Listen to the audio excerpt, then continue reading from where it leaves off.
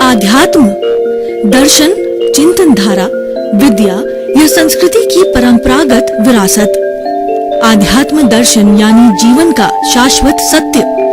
मानव जीवन से जुड़े शाश्वत सत्यों को जानिए और समझिए उपासक डॉक्टर सोहन राज तातेड़ से हमारे खास कार्यक्रम आत्मविज्ञान में। आत्मविज्ञान यानी सही दृष्टि, सही सोच। भाई और बहनों, मातृशक्ति को नमन।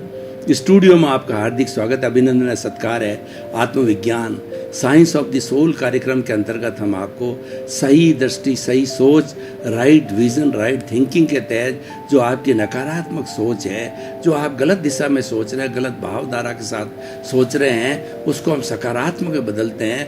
आपको थिंक पॉजिटिव और डू पॉजिटिव करा करके हम आपको बी पॉजिटिव बनाते हैं। ये सारा कार्य हम अलग अलग एपिसोड्स के माध्यम से करते हैं। तो आज बहुत सुंदर एपिसोड लेकर के आपके सामने उपस्थित हो रहे हैं। आज का हमारा एपिसोड है सत्यम शिवम सुंदरम। ये त्रिवेणी है। ये जो है लक्ष्मी, सरस्वती और दुर्गा तीनों का जो है ये संगम है, और ये त्रिरत्न है, सत्यम शिवम सुंदरम। और उसके साथ साथ के अंदर ये जो है हमारा गंगा, जमुना और सरस्वती तीनों नदियों का संगम है।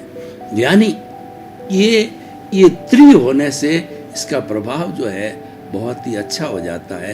तो एक एक को हम समझेंगे। सत्यम का अर्थ क्या है? सत्यम का अर्थ हो सत्य, truth. God is truth, truth is God. ये महात्मा गांधी ने बात कही थी। उन्होंने कहा सत्य ही भगवान है और भगवान ही सत्य है। वास्तव के अंदर ये जब सत्य से प्रारंभ करते हैं तो ईश्वर तक पहुंच जाते हैं। इसीलिए जो हमारे आजकल जितने भी न्याय का जो क्षेत्र होता है, वो उसके अंदर हम अपेक्षा करते हैं कि हमको न्याय मिले। तो जो गीता है, उस गीता पर हाथ रख करके, चाहे वकील हो, चाहे अभियुक्त हो, चाहे एविडेंस हो, सभी उसी गीता पर हाथ रख के कहते हैं कि जो कुछ भी कहूँगा सत्य सत्य कहूँगा, सत्य के अतिरिक्त कुछ नहीं कहूँगा, ईश्वर मेरी मदद करे। यानी वहाँ सत्य का सहारा लिया जाता है। इसीलिए honesty is the best policy ये बताया जाता है। सत्यमेव जयते बताया जाता है। हमेशा जीत सत्य की होती है। और ईमानदार व्यक्ति, सत्य बोलने वाले व्यक्ति को बड़ी यातनाएं झेलनी पड़ती है। आप पुराना इतिहास उठा करके देखिए, जीसस क्राइस्ट को देखिए, जिन्होंने सत्य बोला उनको सूली पर चढ़ाया गया। और साईं बाबा को देखिए, वो सत्य बोलने वाले थे, तो कितना उन्होंने लोगों ने उसको प्रताड़ित किया। हर महात्मा को देखिए, महात्मा गांधी ने जो है वो अहिंसा और सत्य को टूल बना करके देश को आज़ाद करने का सोचा और आज़ादी ली, पर उनको कितनी यातनाएं झेलनी पड़ी। और राजा हरिश्चंद्र को देखिए, वो सत्यवादी थे, लेकिन उनको जो है 12 वर्ष तक उनको और उनकी जो है पत्नी को जो है नीच के घर पानी जो है भरना पड़ा, या नीच के घर बर्तन वगैरह साफ करने पड़े। तो ये सब क्या है कि सत्य की परीक्षा होती है, लेकिन विजय हमेशा सत्य की होती है। झूठ की कभी विजय नहीं होती। और अंत होता है वो सत्य का अच्छा होता है। इसीलिए कहा गया है कि if last is good everything is good. अगर हमारा अंत अच्छा है तो सब कुछ अच्छा होता है। और if the start is good then half work done we can consider. अगर हमारा प्रारंभ अच्छा होता है तो हम समझ सकते हैं कि हमारा करीब आधा कार्य हो गया। यानी प्रारंभ और एंड अच्छा होना चाहिए, तो वो सत्य से प्रभावित होना चाहिए। तो हमें जीवन के अंदर हमेशा सत्यवादी होना चाहिए, क्योंकि झूठ होता है वो एक झूठ को छुपाने के लिए हमें सैकड़ों झूठ लेने पड़ते हैं और उसके आधार पर चलना पड़ता है। लेकिन फिर भी हम जो है वो पराजित हो जाते हैं, हमारी जीत नहीं होती है। तो जीत हमेशा सत्य की होती है। इसलिए सत्य को जो है प्रमुख स्थान दिया गया। हमारे सारे जो है जितने भी धार्मिक ग्रंथ हैं उनको उठा करके देख लिए, उन्होंने सत्य की व्याख्या की है। और जो महापुरुष होता है हमेशा सत्य बोलता है, और उसको चाहे सत्य के लिए कितनी यातना झेलनी पड़े, लेकिन वह सज्जनता का टूल होता है। वो सत्य होता है, दुर्जन का टूल होता है वो झूठ होता है। महाभारत को भी उठा करके देखिए, कौरवों और पांडवों का युद्ध हुआ, ये जो है अधर्म पे धर्म की जीत हुई, और कौरव है वो अधर्म के रास्ते थे, झूठ के रास्ते थे, और पांडव थे वो सत्य के रास्ते थे। तो सारे जो है कौरवों का विनाश हुआ और पांचों पांडव विजयी रहे। यानी धर्म की हमेशा जय होती है, सत्य की दया होती है। धर्म और सत्य एक ही है, एक सिक्के के दो पहलू है। Truth is God, God is truth. इसीलिए जो व्यक्ति सत्यवादी है तो वो कोई दूसरी क्रिया, धार्मिक क्रिया कांड करे या ना करे, लेकिन वो honesty is the first policy पे चलता है, तो वह धार्मिक से बढ़ करके बहुत ज़्यादा है। आप अपने जो दुकान के ऊपर कोई अन्य देवी की जो है आप जो है कोई भी फोटो लगावें ना लगावें, लेकिन नैतिकता की देवी की फोटो लगा दें तो आप सच्चे मायने में बहुत बड़े धार्मिक हो। क्योंकि कोई व्यक्ति व्यापारी नैतिक होगा, ऑनेस्टी वाला होगा, तो वो कभी भी जो है वो बार्गेनिंग नहीं करेगा, गलत क्वालिटी नहीं देगा, और चाहे छोटा हो चाहे बड़ा हो कोई आएगा एक भाव से कार्य करेगा, उसके सारे जो रेट्स होगी वो एक ही हमेशा रहेगी। ऐसा व्यक्ति जो है वो साख को प्राप्त कर लेता है। तो कुल मिला के हम कहना चाहते हैं जो सत्यवादी होता है वो पूजनीय, वंदनीय, स्तुत्य हो जाता है और उसकी समाज में बहुत बड़ी साख हो जाती है। और जो व्यक्ति जो झूठ कपट करने वाला होता है वो निंदनीय होने वाला होता है और वो उपेक्षणीय हो जाता है। उस व्यक्ति को लोग जो है वो लंबे समय तक याद नहीं करते हैं। ठीक है, स्वार्थ के वसीभूत होकर के कुछ समय याद कर लिया जाए, लेकिन वो याद करने या रेस्पेक्ट करने के योग्य व्यक्ति नहीं होता है। तो भाई और बहनों, ये सत्य की बात। अब शिवम का होता है कल्याण करने वाला। शिव भगवान है वो कल्याण भी करने वाले हैं, और साथ साथ के अंदर वो क्या सज्जनों को तो जो है अवार्ड देते हैं और दुर्जनों को पनिशमेंट भी देते हैं, क्योंकि प्रकृति का नियम है संतुलन बनाए रखना है। अगर हम संतुलन नहीं बनाए रखेंगे तो जो है ये अशुद्ध प्रवृत्तियाँ बहुत ज़्यादा बढ़ जाएगी। अशुद्ध प्रवृत्तियाँ बढ़ने से जो लोग शालीन हैं, सज्जन हैं, ऋषि पुरुष है, उनको बहुत दुख उठाने पड़ेंगे। तो भगवान राम ने क्या किया? भगवान राम ने तो यही किया कि जो अपने गुरुओं से शस्त्र विद्या सीखी थी, वो 14 वर्ष के वनवास के अंदर असुरी प्रवृत्तियों, और लास्ट के अंदर जो रावण था वह भी असुर था, उन असुर प्रवृत्तियों का यानी दुर्जन प्रवृत्तियों का विनाश किया और सज्जन प्रवृत्तियों की स्थापना की। विभीषण जी जैसों को राजा बनाया जो कि धार्मिक थे, सत्यवादी थे। तो भाई और बहनों, शिवम में लोक कल्याण की बात होती है। इसीलिए हमेशा जीवन के अंदर लक्ष्य होता है लोक कल्याण का बनाना चाहिए, और व्यक्ति को हमेशा ये चिंतन करना चाहिए कि हे मेरे भीतर विराजमान शुद्ध आत्मा भगवान, मुझे शक्ति दो, जागृति दो कि 84 लाख जीवा योनि के किसी भी प्राणी को मेरे द्वारा मन वचन का ऐसे दुख ना हो, दुख ना हो, दुख ना हो। ये कल्याण का रास्ता होता है। जब हम दूसरे के लिए खड्डा खोदते हैं तो वो गिरेगा या ना गिरेगा, हम तो तुरंत खड्डा, वो उस खड्डे के अंदर सबसे पहले हम ही गिरते हैं। किसी के प्रति हमने बुरा भाव किया या किसी को दोषी माना तो वास्तव में वो दोषी होता नहीं है। ये सारी सृष्टि जो है वीतराग है, और 84 लाख जीवाणु का कोई प्राणी हमारे लिए वो निर्दोष है। वो जो है वो स्वदोष दर्शन से जगत निर्दोष। हमें अपने दोषों को देखना है। कबीरदास जी ने कितना सुंदर कहा है कि बुरा जो देखन मैं चला, बुरा न मिलिया कोय, जो दिल खोजा आपना मुझसे बुरा न मोय। कबीरदास जी क्या है कि वो एक पुस्तक और पन्ना लेकर के और निकल पड़े कि मैं देखूं कि दुनिया के अंदर कितने लोग जो बुरे हैं, कितने लोग खराब हैं। तो वह घूमते रहे, उनकी लिस्ट के अंदर एक भी बुरा व्यक्ति नहीं आया। तब उन्होंने अचानक अपने भीतर टटोला तो उन्होंने देखा कि मेरे भीतर क्या है। तो उन्होंने देखा कि भीतर तो मेरे जो है वो मेरे अवगुणों का, मेरे दोषों का, मेरे पापों का खजाना भरा पड़ा है। तो उनको अगर मैं उपशमन नहीं करूँगा, उनका पुरुषार्थ नहीं करूँगा, तो कैसे मेरा कल्याण है, और उनके रहते रहते जो है मैं लोगों का कल्याण कैसे करूँगा। इसीलिए हमेशा शिवम की बात होता है, पर जो है स्व पर प्रकाशक होना चाहिए। खुद ही प्रकाशित हो, दूसरों को प्रकाशित करो। दीपक भी यही काम करता है कि दीपक स्वयं प्रकाशित होता है और दूसरों को घना अंधकार छटा करके प्रकाशित करता है। उसी तरह से हमारी आत्मा है, स्व पर प्रकाशक है, यानी खुद तो प्रकाशित है ही है, लेकिन आत्मा में ज्ञान होता है। ज्ञान ही आत्मा होती है, तो उस ज्ञान से जो है दूसरे को प्रकाशित करती है। तो हमारी आत्मा स्व पर प्रकाशक, हमें स्व पर प्रकाशक बनना है, यानी हमें हमारा कल्याण करना है और लोक कल्याण भी करना है। इसीलिए हमें परस्परोपकारो जीवानाम के सिद्धांत के अनुसार चलना चाहिए कि सारी दुनिया ये परस्पर जो है जीवों की दुनिया एक दूसरे से जुड़ी हुई है।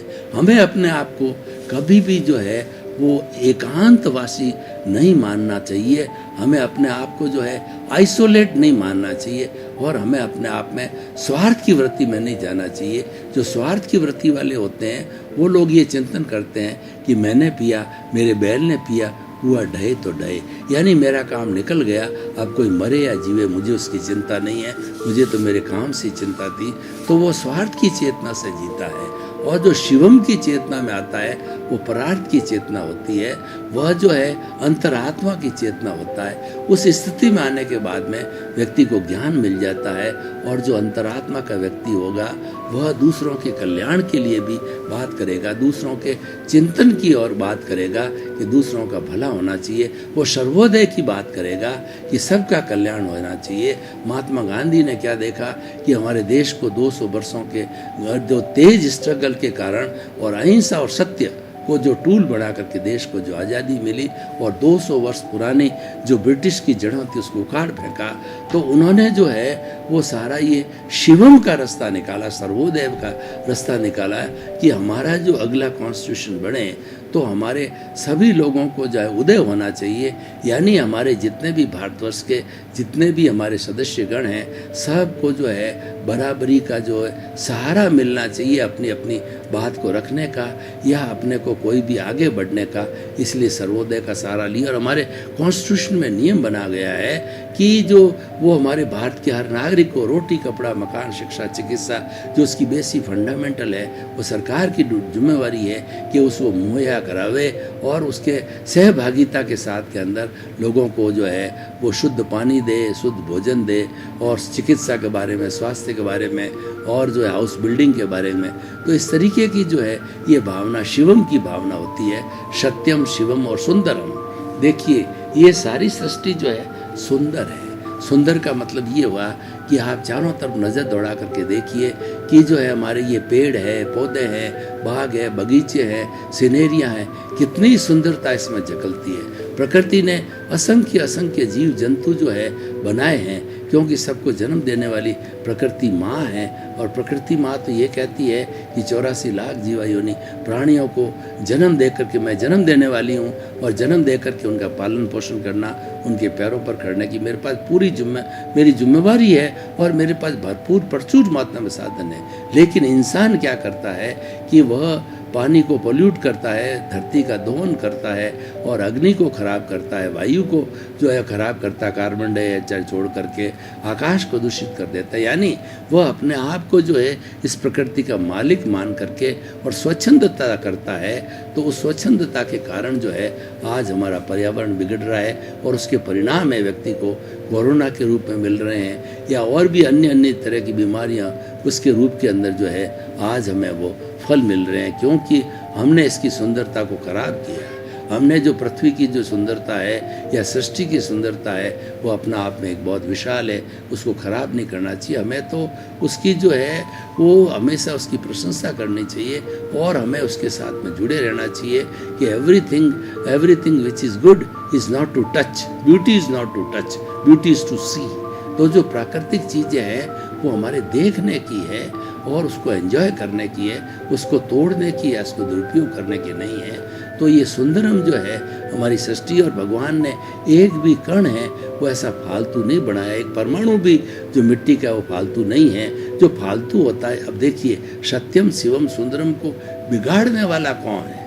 ये तीनों त्रिवेणी हैं और तीनों व्यक्ति में होनी चाहिए और व्यक्ति अभ्यास करे तो व्यक्ति सत्य भी बोल सकता है, कल्याणकारी भी हो सकता है और वह इस संसार को सुंदर बना करके स्वयं भी जो है अच्छा जीवन, परोपकार का जीवन जी सकता है। लेकिन इसको खराब करने वाला कौन है? इसको खराब करने वाला हमारा ज्ञान है और वो ज्ञान क्या है? वो राग द्वेष है। यानी सत्यम, शिवम, सुंदरम को बनने के लिए हमारा जो अज्ञान है, जो कि जड़ है, उस जड़ को जड़ से मिटाने की कोशिश करना चाहिए। और हमने कोशिश करना चाहिए कि किस तरीके से हमारा जड़ है, ये जो हमारा कॉजल बॉडी है, हमारा कार्बन शरीर है, लिंग शरीर है, ये जड़ है, धीरे धीरे शून्यता को प्राप्त हो, तो वो हमें जो है करने का चाहिए। तो मैं अब तीनों को इनको आपस में जोड़ करके जो है बात करना चाहूँगा कि सत्यम शिवम सुंदरम जो है ये एक लाइफ स्टाइल है। इसको व्यक्ति को जीवन में ढालना चाहिए और तीनों का अभ्यास करना चाहिए। तीनों का जो इक्वली रूप से वो अभ्यास करने लग जाएगा तो एक आइडियल बन जाएगा। और वो समय दूर नहीं है कि व्यक्ति अपने सारे अज्ञान को मिटा करके, आत्मशुद्धि को करके और प्योरिटी को प्राप्त करके, वो शुक्ल लेशिया को प्राप्त करके, और वो जो है वो 360 डिग्री के ऊपर आकर के केवल दर्शन प्राप्त हो सकता है अगले जन्म में, केवल ज्ञान प्राप्त करके, और वह इस शरीर के अंदर विद्यमान जो है भगवान बन जावे और वो सबके लिए स्तुति बन जावे। और आने वाले समय के अंदर वो सत्यम शिवम सुंदर को साथ रख करके और वो विशुद्ध जो है उनकी मुक्ति है उसको प्राप्त करें। तो भाई और बहनों, आज हम निष्कर्ष की भाषा में बात करें तो तीनों होलिस्टिक है। तीनों को हम तोड़ तोड़ के नहीं रख सकते। तोड़ तोड़ के रखेंगे तो होलिस्टिकनेस नहीं आएगी, और जब होलिस्टिकनेस नहीं आएगी तो हमारा नज़रिया सही नहीं होगा। हम इसको सत्व रजस तमस से भी कह सकते हैं कि कोई व्यक्ति सात्विक प्रवृत्ति का है तो सात्विक भोजन करेगा, और प्रकृति भी अगर सात्विक प्रकृति है तो वहाँ भूकंप, अतिवृष्टि, अनावृष्टि और कोरोना जैसी कोई बीमारी नहीं आएगी। और रजोगुण ये चंचलता पैदा करता है, ये हमारे पृथ्वी में भी चंचलता पैदा करता है, व्यक्ति में भी चंचलता पैदा करता है। तो रजोगुण को जो है वो हमें पॉजिटिव नेगेटिव दो तरह के होते हैं। चंचलता एक तो एक्टिविटी करने में होती है तो वो बहुत सुंदर है, और लेकिन उसका जो कार्य हमें परोपकार का होना चाहिए, और हमारा ध्यान जो है परोपकार की तरफ ज़्यादा होना चाहिए। तो भाई और बहनों, मैं ये कहना चाह रहा हूँ कि सत्यम शिवम सुंदरम का जीवन जीने के लिए आपको कुछ सूत्र लेने चाहिए, और सूत्रों का उपयोग करके इस जीवन को धन्य बनाना चाहिए।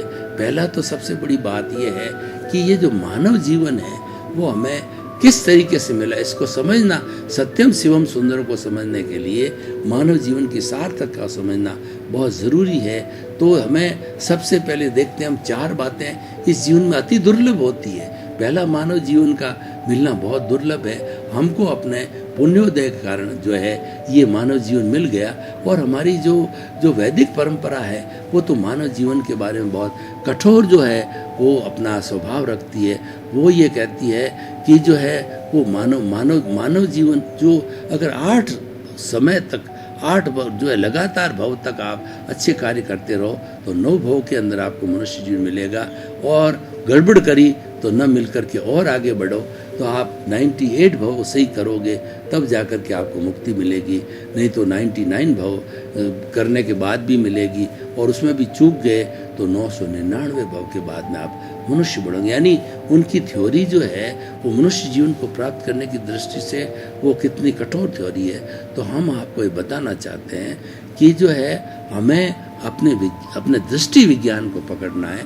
दृष्टि विज्ञान के साथ में अगर रहेंगे तो हमारा ये सत्यम शिवम सुंदरम है बहुत ही सार्थक हो जाएगा। भाई और बहनों, आपका बहुत बहुत धन्यवाद। आप हमारा आत्मविज्ञान कार्यक्रम बराबर देख रहे हो, देखते रहिए। आत्मविज्ञान कार्यक्रम में सफलता के सूत्र है, आगे बढ़ने के सूत्र है, क्योंकि हमारा उद्देश्य है कि सुधरे व्यक्ति समाज व्यक्ति से राष्ट्र स्वयं सुधरेगा। तो हम आपका जीवन बदलना चाहते हैं, आपको बदलना चाहते हैं, आपके नज़रिए को, आपकी दिशा को, आपकी दृष्टि को बदलना चाहते हैं। इसी क्रम में आपका जीवन आनंदमय हो, मंगलमय हो। आपके प्रति बहुत बहुत क्या है आध्यात्म? दर्शन, चिंतन धारा, विद्या या संस्कृति की परंपरागत विरासत। आध्यात्म दर्शन यानी जीवन का शाश्वत सत्य। मानव जीवन से जुड़े शाश्वत सत्यों को जानिए और समझिए उपासक डॉक्टर सोहन राज तातेड़ से हमारे खास कार्यक्रम आत्मविज्ञान में। आत्मविज्ञान यानी सही दृष्टि, सही सोच।